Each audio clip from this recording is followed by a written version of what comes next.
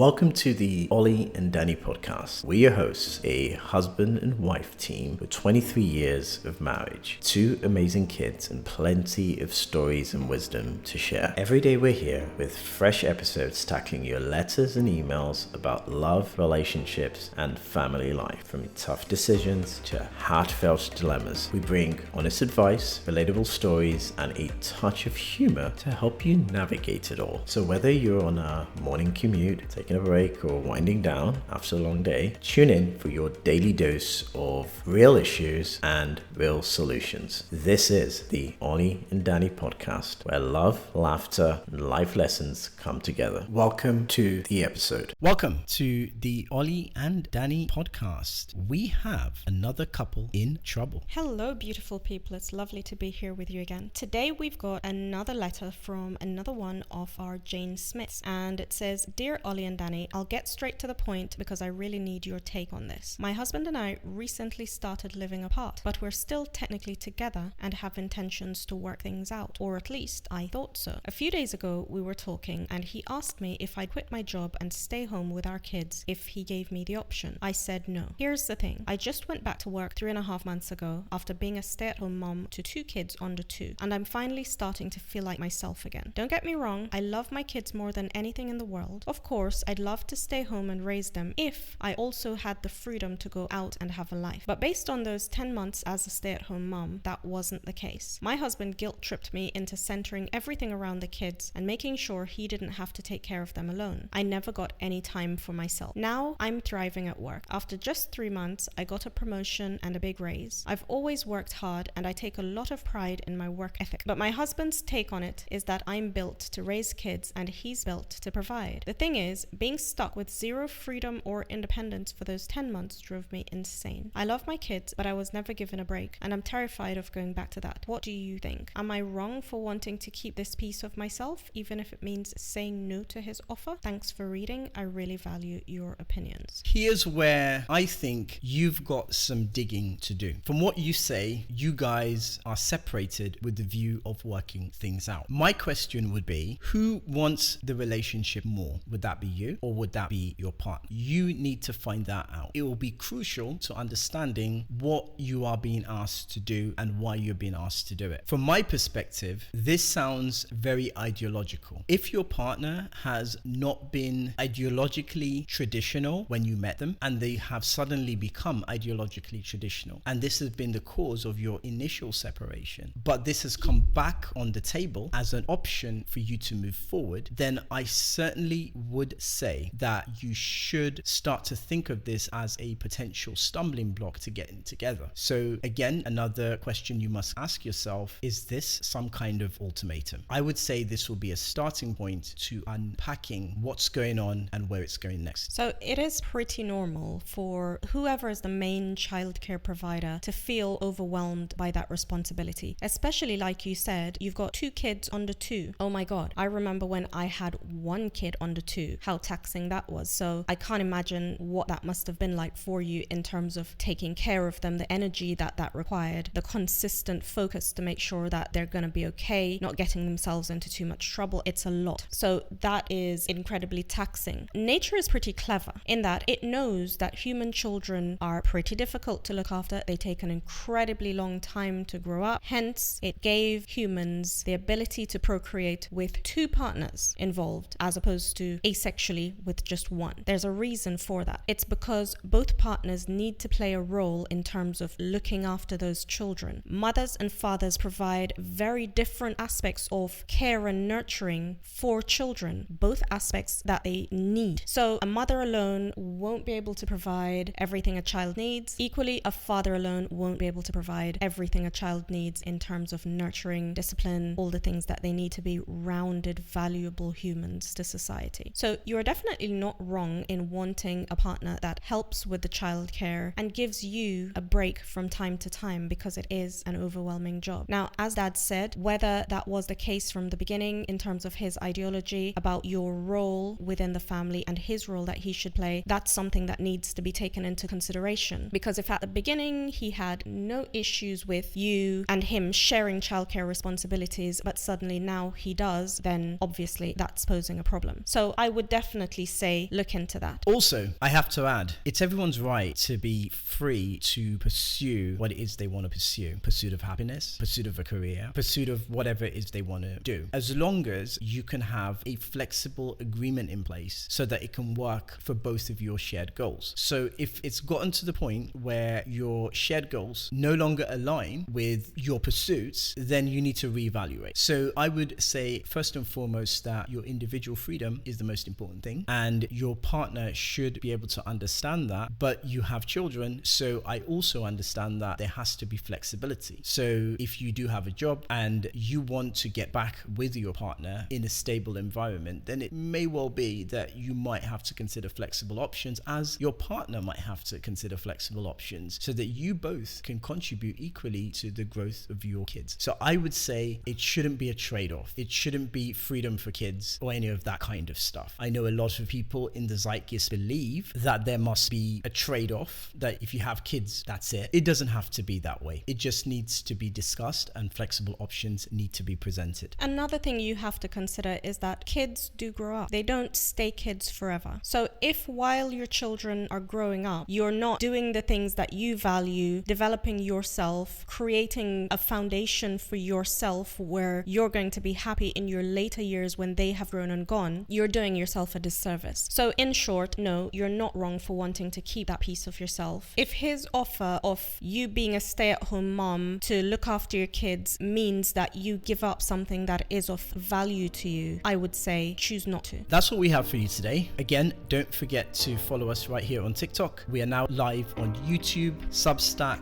Apple Podcasts, and Spotify. Email us, Oli and Danny Podcast 101@gmail.com. Till the next episode, adios. Until the next episode, guys, look after each other and look after yourself.